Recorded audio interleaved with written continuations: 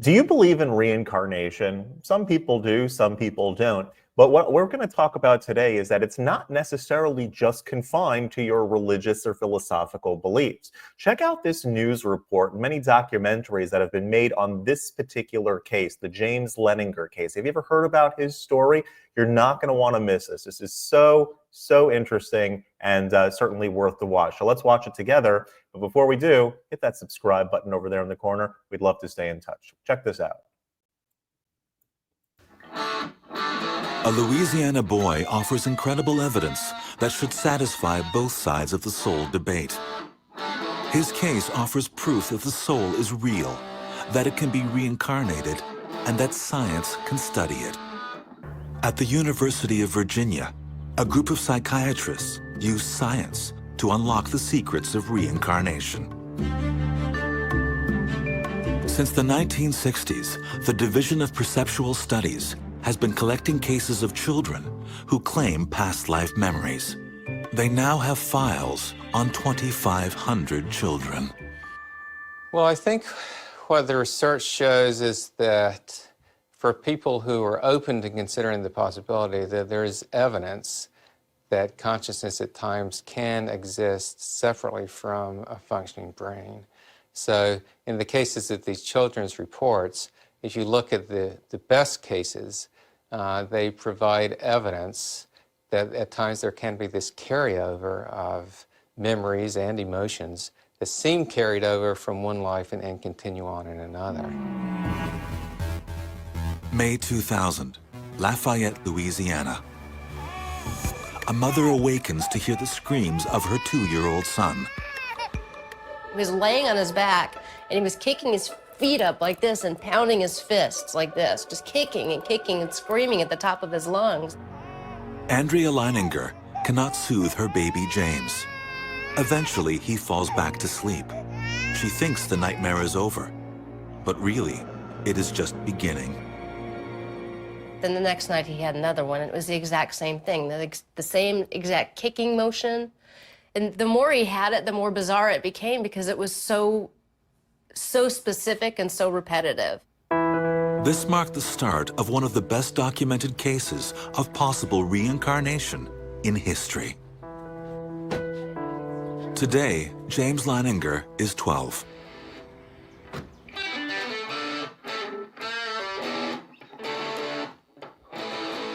I play sports, baseball, soccer, go to Ascension Episcopal School. I have a lot of friends there. The other kids, when they were younger, say, I want to be a fireman, I want to be an astronaut, but I was always, I want to be a fighter pilot. I want to be in the Marines. Oh, you got some school pictures? Yeah. Oh, they came out nice. From the age of 3, James's parents began to hear stories from their son that shocked them. That their son was recalling things that connected him to a Navy pilot who died in 1945. They were skeptical. Bruce is an HR manager in the oil industry. Andrea is a former ballerina turned instructor. As Christians, they never believed in reincarnation, but they began to piece together an amazing story. The first clue came from the terrifying, non-stop nightmares that James began having at the age of 2. He was saying, airplane crash on fire, little man can't get out. Airplane crash on fire, little man can't get out. That's when I was like, oh my God, is that what he's been dreaming this entire time? What he was saying wasn't registering as much on me as what he was doing. He was flailing around in bed. And I remember the very specific thought I had at that point. This looks like The Exorcist. He was freaking out. I had this thought, is he possessed?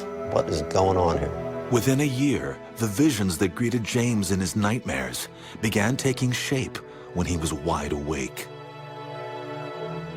I was reading to James, and then he sat up and he goes, Mama, the little man's going like this. And he laid down, and he goes, and he did the same thing he did in his dream. He was kicking his feet up, and he goes, the little man's going like this. Ooh, ooh, ooh, can't get out, can't get out.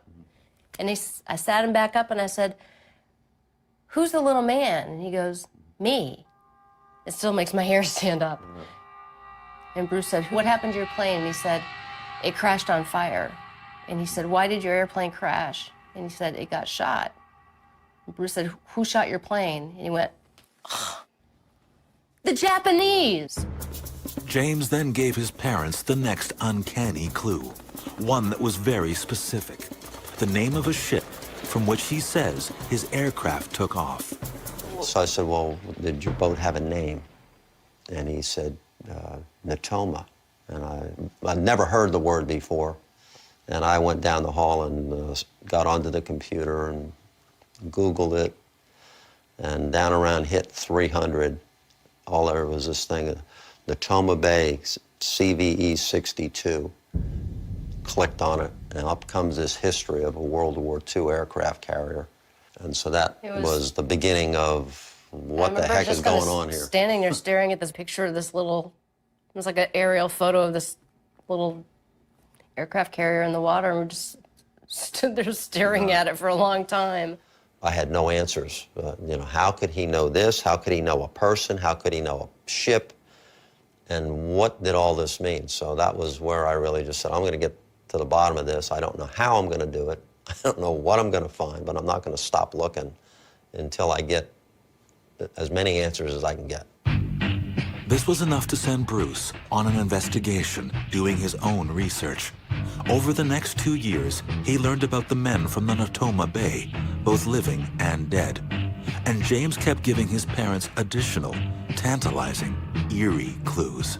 Well, I kept asking him, "Do you remember what your name was? Do you remember what your name was?" And he always said James.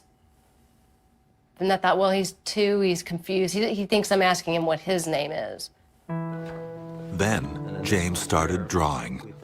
That was one of my mission things. The mission thing, you remember that? Yeah. That's one of my favorite ones. 'Cause it's... The same thing over and over, like a movie compressed all into one frame. An air battle. Flak. A plane on fire. And his signature, James 3. So one day I was in the kitchen, I was washing dishes, James had breakfast, and he had an airplane, he was just flying around like this, and he goes, "Mama, before I was born, I was a pilot, and my airplane got shot in the engine and crashed in the water, and that's how I died."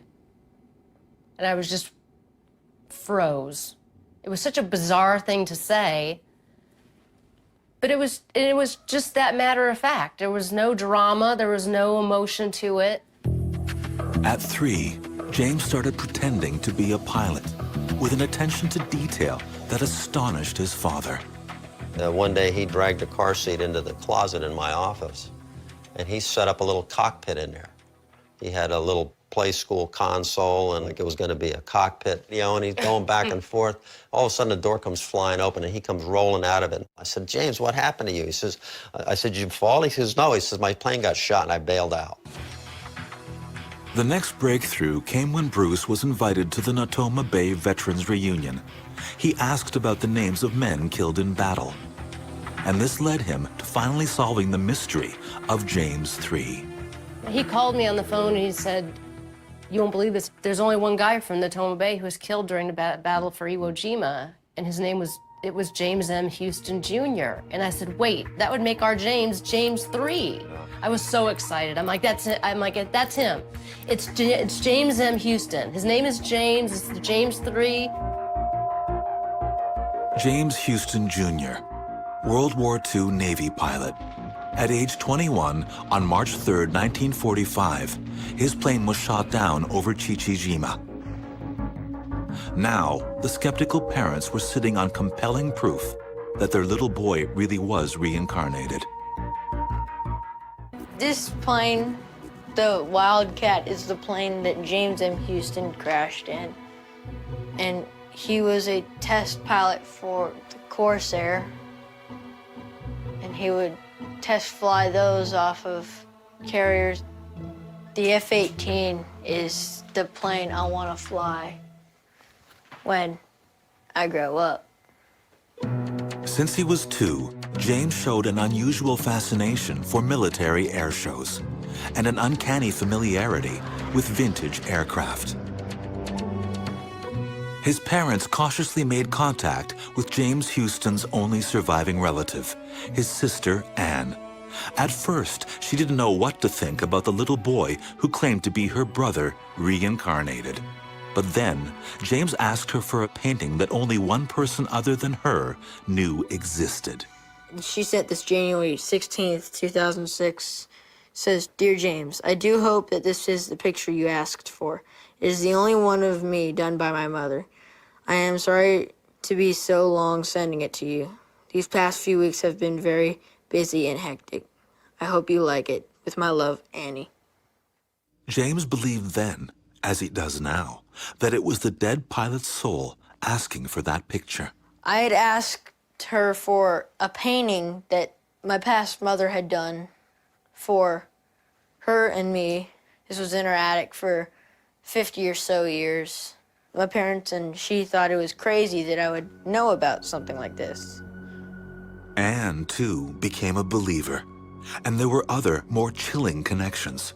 James had 3 G.I. Joes he named Billy, Walter, and Leon, names his parents thought were strange for a boy to choose. Bruce is like, "Hey, James, what are you going to name your G.I. Joe?" And he's just playing. He goes, "Walter." And so we were like, "Walter?" And Bruce goes, "How come you named your G.I. Joes Billy, Walter, and Leon?" And he goes, "Because that's who met me when I got to heaven." And it was one of those moments where like the blood drained out of our face, and we just kind of walked backwards. Bruce went in the office, I went in the office, we closed the door. He's in there going through papers like this. I'm like, "What are you looking for? What are you looking for?" He finds this piece of paper, and he's like, and he says, "Billy Peeler, Walter Devlin, and Leon Connor were all in the same squadron as James Houston." I was like, "When did they die? Did they die before?" He's throwing papers around, pulls out another sheet, and he looked at the dates of death, and they all died before James Houston died. They all flew with him. Although James's dad remained skeptical that reincarnation might really be possible, what happened next was uncanny. So we're cleaning up the yard. He's playing in the leaves. I said, "I just love you to bits." And he goes, "Well," he said, "I knew you'd be a good daddy when I picked you." And I said, "What?" And he said, "Well, when I found you and Mommy, I knew you would be good parents." My head was shrinking to the size of a raisin, my brain. I said, "What do you mean when you found us?" He said, "Well, I found you and Mommy. I found you and Mommy in Hawaii."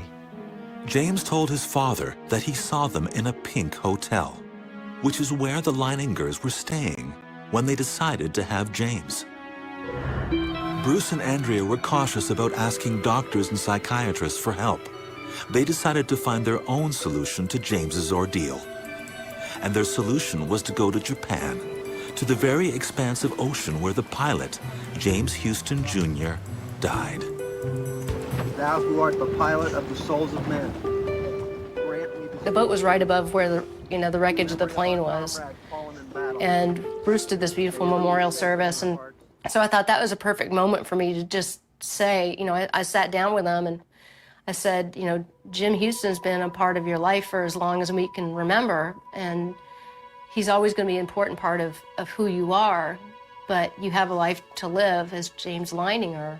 And it's time for you to say goodbye to Jim Houston. And he just started bawling. And he cried for about 20 minutes. He had everyone on the boat. It was the saddest thing I ever seen. He had everyone on the boat. Crying. It's time for us to say goodbye to James Houston. Goodbye, James and Houston. Good job.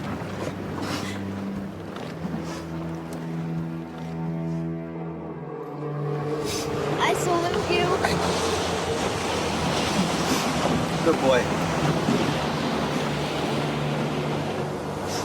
You're so brave. You're such a brave soul. Such a brave soul and spirit. It was weird when we got back to shore.